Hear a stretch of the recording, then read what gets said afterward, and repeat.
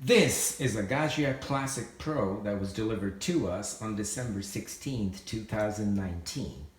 Today is January the 10th, 2020, and I'm making this video at the request of Whole Latte Love, from whom I bought the machine. The machine, when it arrived, had one major problem that was unknown to me, and that was the portafilter would not go in beyond this point. No matter how hard I tried, it just wouldn't go in. No way, just about 3 degrees, and that's it. It would stop there. I tried, and we emailed them, and they said, this is normal, and because the machine is new. Well, the empty portafilter was not going in. Eventually, I took a piece of Bounty cloth, and I put a drop of avocado oil, and I put some oil right here on both sides, and that is when this portafilter decided to go in. Before that, I was wrestling with it. I'm glad I did not break the machine. So that was number one. Portafilter would not go into the group head. Had to wipe it with a cloth with some avocado oil on it to lubricate it. That was my own invention. Gaggia, I emailed to them, actually not Gaggia, but I emailed Whole Latte Love, and they're very kind, and they responded within 5 or 6 hours. And the questions they asked me was, what they told me was, it is normal for the portafilter to not go to 6 o'clock, where we're not talking about 6 o'clock, we're talking about, 3 minutes past 12, it just wouldn't move, okay? So then they also asked me, was I weighing my grinds? Yes, 17 grams as per Mark of Whole Latte Love's videos. I love his videos, and I was paying very close attention what to do and how to do it, because I'm very enthusiastic about the whole business of making coffee and frothing milk. They also asked me, do I have a separate grinder? Yes, I do. I bought a separate grinder, a Baratza Encore, from them, and it's working beautifully. And when the machine worked over the past month, I think I've used the machine about 10 times, and it worked wonderfully, okay? However, here are the problems. So point number one, portafilter would not go into the group head. Point number two, the drip tube was working intermittently, this tube on the side. Now, I've seen videos on YouTube from Whole Latte Love's Mark, and once you press this button to off position after you've drawn your espresso, this thing flushes everything out, and the portafilter comes out very dry. Yeah, this thing is not mushy or soggy. Mine was filled with water, and I could see few times I could see some drops going back, but not like a steady stream that I'd seen in videos on YouTube. So that was point number two. They asked me, do I purge the steam wand? I said, yes, I do purge the steam wand. Actually, since they asked me to make the video, so this is going to be my answer, which they're going to view. My third problem was the steam wand was giving out too much water. Steam would come eventually, but the water would contaminate the milk enough to take away the creaminess. They answered, this is normal. There is water. Do I purge it? Yes, of course I purge it. That's my answer. Of course I purge it. I purged a lot. I keep purging it to get less and less water, but I was almost filling up the bottom 1/4 of this cup, and the water would not stop coming. Okay, so right now the conditions, when I'm making this video on their request, the conditions have changed a bit. Initially what was happening was this light was on. I was waiting for this light to come on. It wouldn't. This light was permanently on. When I pressed this button, nothing happened. No steam would come out. If I pressed this button, water would come out, although this light was permanently off. So once again, I repeat, the conditions that prompted me to write to Whole Latte Love and the conditions that prompted me to make this video was the fact that I was unable to brew coffee. What was happening was this light was on, This light had permanently gone off. This light permanently stayed on.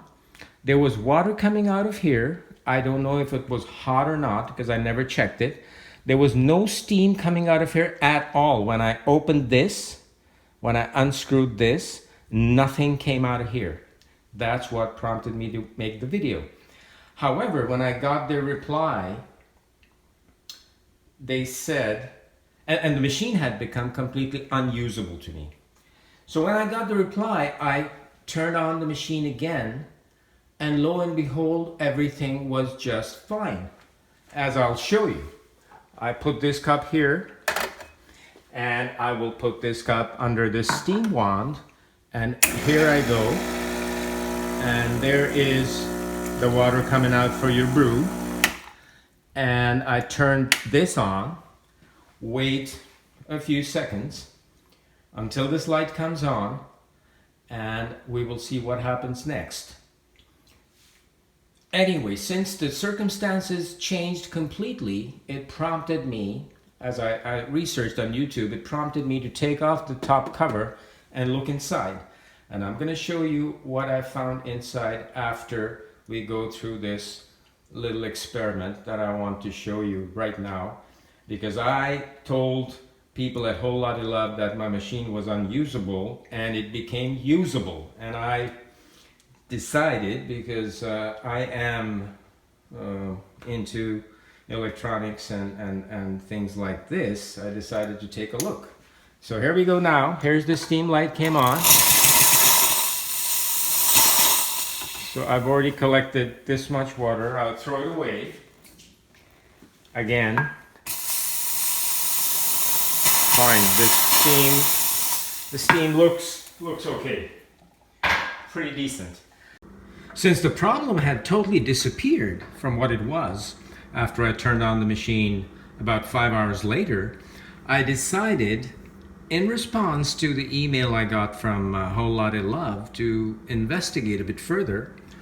I undid these two screws and lifted this plate.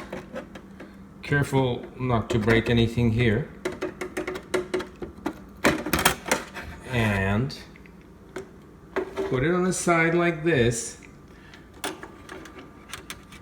I could probably undo that, but I'll leave it there for now.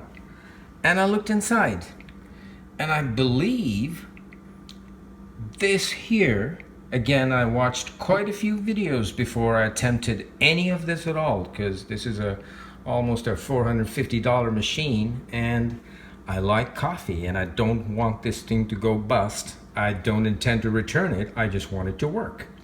So the first thing I noticed was this thing here. This rubber tube has not been put on very professionally. Could do a better job, certainly. Anyway, that does not seem to be the problem. Looked more carefully and undid this connection. This connection is actually undoable now, because it has melted. It has melted. So when I turned on the machine the second time, this connection has truly seemed like it has glued to the thermostat. Tried to do the other side, unplug the other side, was unable to do that. So here we go. This is the thermostat with the red dot on it. The one side looks okay. The other side is like this. It has a little bit of beginning of some burn inside it. Melting of plastic. Could have been a fire hazard. I believe this was overheated, or because it's broken, it wasn't making proper contact, giving me my initial symptoms where I had this light on, this light never coming on, and this light permanently on. So this is what I believe was the problem, because when I put it back and moved it around, in my attempt to make a proper contact, although I do believe nobody should do that with a connector that is carrying a voltage and a current and is connected to a thermostat, that's not going to work properly. You're looking at hazardous conditions. You're probably looking at fire, a fire hazard. So this is what it is. Anybody finds this informative, or anybody has a similar issue, I hope you guys can look here and see if all of this is okay. So I'm going to upload this now and see what Whole Lotta Love has to say.